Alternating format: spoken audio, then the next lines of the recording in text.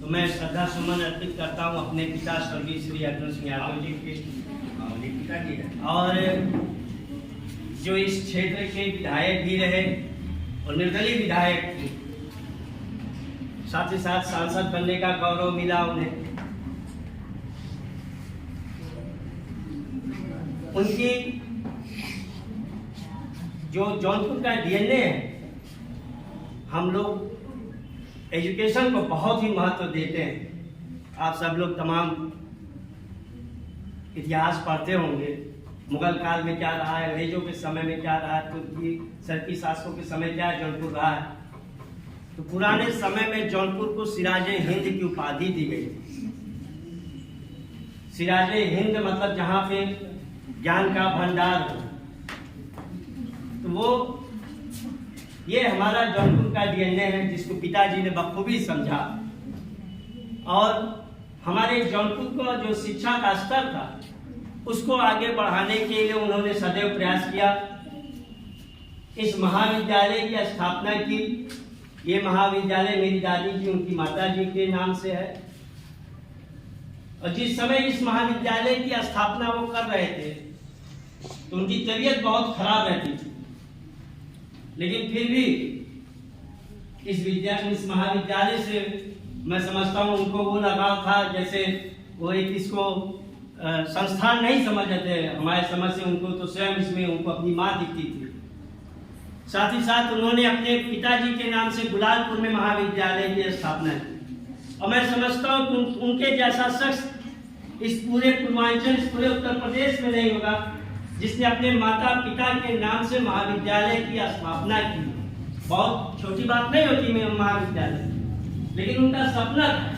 उन्होंने अपने पिताजी के नाम से और अपने माता जी के नाम से महाविद्यालय की स्थापना की। साथ ही साथ अभी बता रहे थे कि पूर्वांचल विश्वविद्यालय की स्थापना उस समय अगर हम ध्यान दें तो मैं समझता हूं कि आज़ादी के बाद जनपद जौनपुर में अगर कोई बहुत बड़ा इंफ्रास्ट्रक्चर खड़ा किया गया होगा तो वो पूर्वांचल विश्वविद्यालय। और इतना आसान भी नहीं था। इस विश्वविद्यालय के लिए बहुत संघर्ष करना पड़ा। आज आपको दिखती होगी, आप आते जाते देखते होंगे इमारत, लेकिन इस इमारत को बनाने के पीछे मेरे पिता स्वर्गीय श्री अर्जुन सिंह यादव जी का बहुत संघर्ष था। उस समय पूर्वांचल में आसपास के जिलों के जो बड़े नेता थे वो अपने जिले में ले जाना चाहते थे, और जौनपुर में ये पहले चांदपुर गांव है वहां पे जा रहा था। तो वहां के किसान रोने लगे कि अगर ये विश्वविद्यालय की स्थापना होगी तो हम लोग खेती बाड़ी कहाँ करेंगे, हमारी जमीन चली जाएगी, तो हमारे परिवार के, हमारे बच्चों का कैसे पालन पोषण होगा। तो पिताजी ने कहा कि हमारी जमीन है, हम दान देंगे, विश्वविद्यालय की स्थापना करवाएंगे, लेकिन हम जौनपुर को विश्वविद्यालय से वंचित नहीं कर सकते। यहाँ के नौजवानों को एक अच्छी शिक्षा मिले, उच्च शिक्षा मिले, इस उद्देश्य के तहत पूर्वांचल विश्वविद्यालय की स्थापना का उन्होंने पूरा अपना संघर्ष किया। परिवार में भी हम सब के लिए बड़ा हमेशा शिक्षा का महत्व देते रहे। और आज उनकी जयंती के अवसर पर अश्विनी यादव जी द्वारा मुझे यहाँ बुलाया गया। मैं आप सब लोगों का बहुत बहुत आभारी हूँ।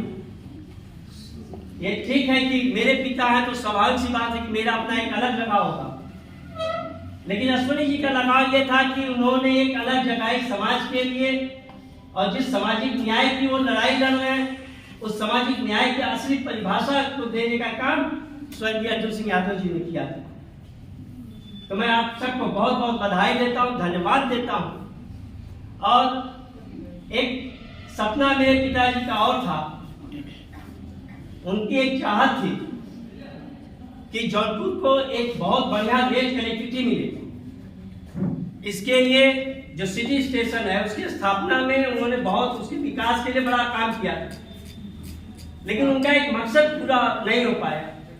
उनका सपना था, ये सपना नहीं था कि बॉम्बे वाली जाने वाली ट्रेनें यहाँ से रुके या दिल्ली कलकत्ता जाने वाली ट्रेनें रुके।